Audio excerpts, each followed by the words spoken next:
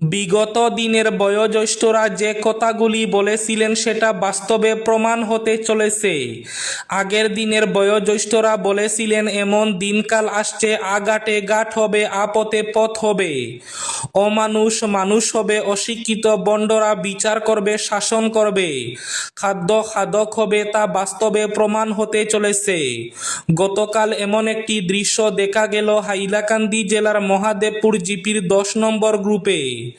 কাটাখালের ইলাসউদ্দিন লস্করের বাড়িতে একটি বড় আকারের ব্যাঙ একটি সাপকে আস্ত খেয়ে ফেলল। সারা জীবন দেখা গেছে সাপ ব্যাঙ আহার করে, কিন্তু বর্তমান সময়ে উল্টো হয়েছে। এই দৃশ্যটি সাংবাদিক ইলাসউদ্দিন লস্করের নজরে হঠাৎ পড়ে। নিজ বাড়িতে একটি সাপ ও ব্যাঙের লড়াই।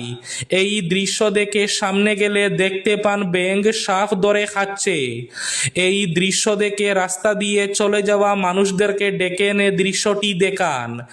এই দৃশ্য দেখে সাংবাদিকের পরিবারের লোক ও অন্যান্যরা বিস্মিত হন। তারা প্রত্যেকেই বলেন এইসব দৃশ্য আর কখনো দেখেননি।